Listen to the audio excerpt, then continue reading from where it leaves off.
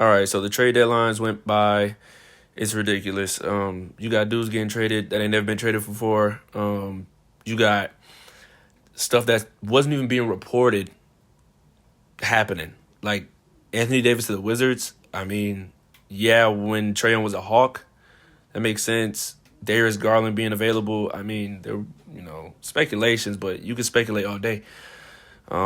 Triple J going to Utah. It just a lot of stuff just doesn't make sense. But I was challenged to do this video, so I'm gonna go ahead and do this. I'm gonna break it down to the best of my ability, even for people that don't watch basketball. After hearing this, you'll pretty much be up to date on what's going down. So let's get right to it. Okay, so in regards to this Hawks trade for Kristaps Porzingis, going to Golden State and Jonathan Kuminga coming to Atlanta, I mean, there's nothing to really be said about this one for the most part. I mean, you got to see what happens on court before, we could really, start making, judgment. But, I mean, I could talk about what we do know and what's, already been established. So let's start with that. I'll talk about the Hawks and, their situation going forward now.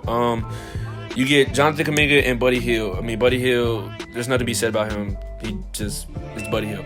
Jonathan Kuminga, though, he, slasher. Dude that could, use a fresh start. He's always needed, he's needed a fresh start. He was being held hostage in the Bay, to say the very least. They wasn't giving him up for nothing. There was nothing you could give the Golden State Warriors to make them want to give Jonathan Kuminga away. But I guess after not being in the running for Giannis anymore, they're like, hey, we just got to get something back. We got to make something happen. So, yeah, you get, a guy in Jonathan Kuminga who can slash and, complement Jalen Johnson very well. I mean, Jalen Johnson, we know what he brings. Triple-double machine at this point in his career, with the opportunities he's been getting. Rim pressure, through and through. Not really a big shooter, but, rim pressure. I mean, I think that given the opportunity, Kuminga should flourish in a system like this. Honestly, we don't really know what this system even is with Atlanta right now. But, yeah, it's interesting to say the least. I mean, Kuminga, for what we think he can be, his upside. I mean, at the very best, this pans out for Atlanta and they turn into the next JB and JT, But, I mean, I don't know. We'll see. In regards to Kristaps Porzingis, bro, the Warriors, I don't even know what they doing, bro. They trade for Kristaps Porzingis, who, I mean, when he plays, he's a good guy, to have around Curry. But, I mean, it's Kristaps Porzingis. Okay. All right. I mean, this trade for both sides, you really just have to see. I mean, you got to see what happens on court. So, I mean, yeah, it's a gamble. That's all I can say. And let me preface this by saying that I'm not saying that Kristaps Porzingis isn't a good player. It's just if he plays, when he plays. These are the questions that come with big guys. Don't think he's going to come around and just start giving y'all a good game. And I know there's going to be people like, well, Beezy, he's going to come through and, do well with the Warriors. He's going to play. Well, don't you think if he was playing, his asking price would be more? Hell, he'd be a hot commodity. But, that's besides the point. What Kristaps can do. I mean, he can space the floor for Curry. He can, when he plays, emphasis on when he plays, protect the rim, but, catch and shoot threes, trailing threes as a big man. I mean, he's going to be good, but the Warriors, I mean, I don't think they're making a run anytime soon, but, I mean, he's an additive. So, I mean, interesting trade to say the least. Just a great fleece job from Atlanta overall. We'll trade you some lemon pepper wings for whomever at this point. They just doing whatever, so hopefully you Warriors fans get to see some KP. But all right, on to the trade I was really, really shocked about. Anthony Davis to the Wizards. I mean, listen, if he plays, which is always said if he plays, he will be really good. He will be really good. That's not the question of, will he produce? When he plays, he produces. But how long will he play and can he stay on the court? These are the questions that go with the Anthony Davis. You know, what does he bring to this Washington Wizards team? What he always brings for any team he plays for. Defense. He's not going to be the guy. I mean, he hasn't been the guy since the Pelicans, so I don't think you're going to really think he's going to be the guy. I mean, I don't know what the Dallas Mavericks were thinking. Or, they were thinking he was going to be the guy, but we're not going into, the new season with, hey, Anthony Davis is going to be our guy. No. This is a next season move for sure. This isn't a this season move. I mean, you're trying to get a top 5 pick, number 1 overall pick, probably get a Peterson, whoever you can get out of this upcoming draft. So I don't think you're going to sit up here and bank on him playing, heck, even Trey playing, considering that they're both currently injured. But, I mean, it's a great job. You can get Anthony Davis for pennies on a dollar and add him to a core of, this right here. I mean, excuse D-Lo.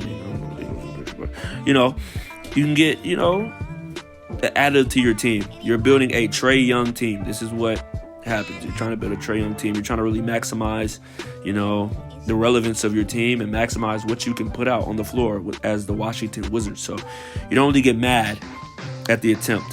Somebody has to make an attempt around here in this league, and clearly the big dogs aren't going to do it. So, cool trade. I'm excited. Another shocking trade for me. Triple J going to Utah. Like I said, Shams is on fraud watch because I didn't see this coming from a mile away. I mean, you could roll the dice a whole bunch of times, and I don't think I'd even think about Utah as a potential team. But Fitment. I mean, he's cool. I mean, he's pretty cool. I mean, Jaren Jackson still doesn't rebound like he's supposed to, but, I mean, defensively, he's going to give you what he needs. Larry Markkinen, too. I mean, he's a good defender. I mean, offensively, what they bring. He's a good shooter. Jaren Jackson, he's a shooter. I like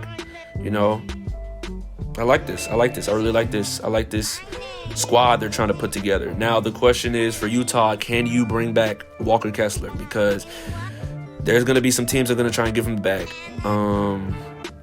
And do you really believe that he's going to be healthy next season? That is really the question. The fact that he hasn't been here and Yusuf Nurkic is running amok and revitalizing his career.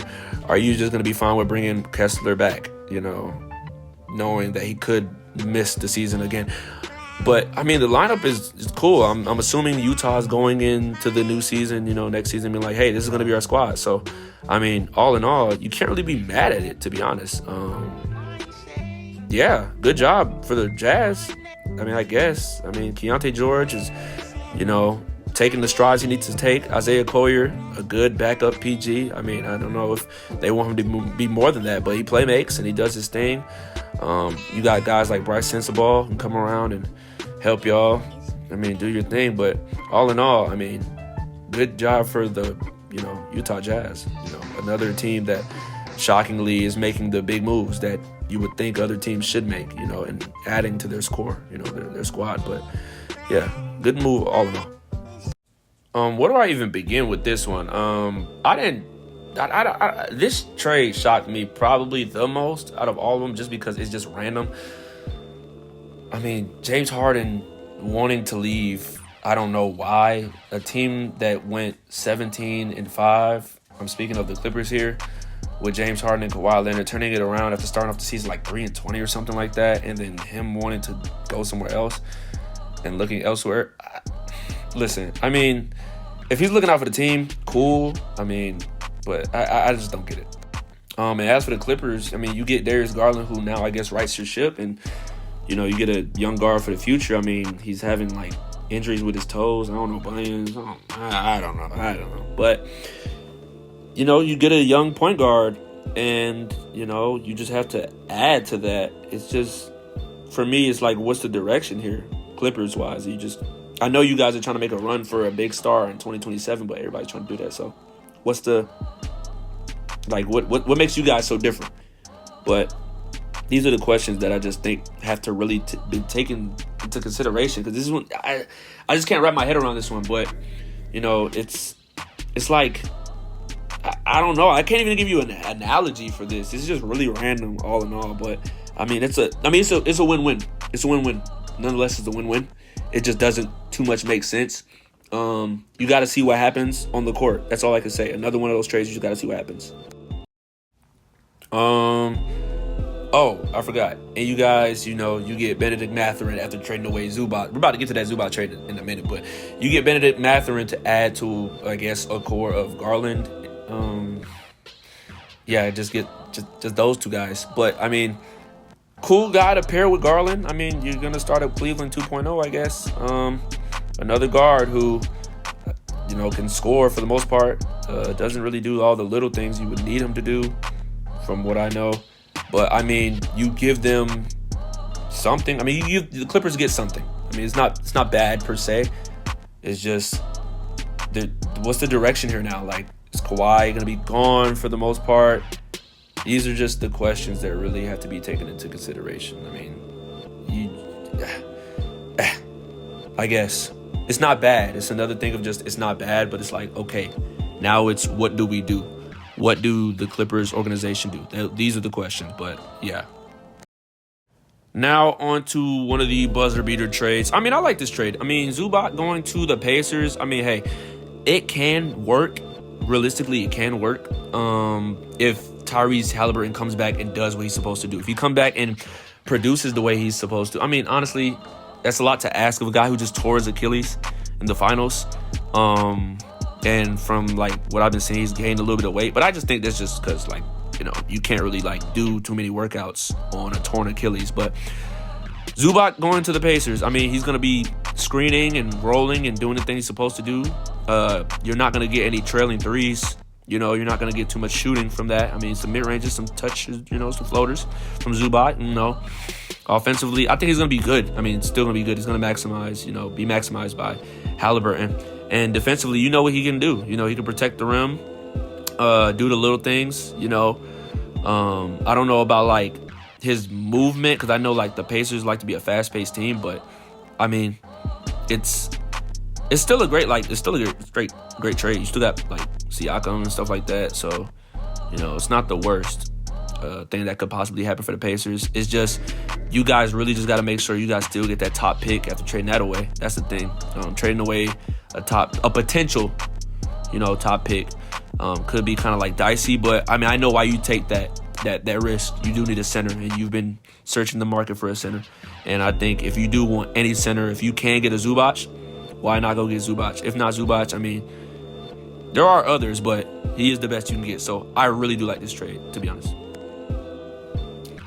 Oh boy, what do you even, like, begin to say about this team? I mean, hey, if you are a Chicago Bulls fan, just go ahead and turn off the TV and don't watch nothing. I mean, from, like, as of this recording, I guess they got, like, what? Nick Richards? That's cool, but, like, all these guards, it's just insane. I don't know what's really going on in Chicago. You still got Patrick Williams on your freaking roster. I could play and take his minutes, and I'd probably do better than Patrick Williams. Like, I don't know what's going on. I know every tank needs his commander, and I guess he's your commander, but it just really doesn't make sense why you would have, Patrick Williams. And then the trades you make, like, you're not really getting too much draft capital like you're supposed to. You're just taking on a whole bunch of guards, I mean, to see what happens. But, yeah, it just doesn't really make sense. I don't know what's going on in Chicago. I mean, you want this team to really do something because, like, the history behind them, but I don't think they'll ever take themselves seriously. So, excuse me. It's just, yeah, I don't know. It's head scratching for sure. The people in the front office, hey, hire me as the GM, and I think we can make some noise, but because this is something's going on. It's a conspiracy going on in Chicago. I mean, another one of those teams where you just really look at them and be like, hey, I don't know. But, I mean, yeah, that's all that could be said about this trade deadline. Hold up. I don't know where you thought you was going. If you're not going to show the boys some love, go ahead and like, comment, subscribe so you can get more videos like this. Tell me how you like it and tell me if I did a good job explaining everything. So, yeah, more videos coming real soon. I know I've been slacking. I'm getting on that. So, thank you, family, for tuning in. Love y'all.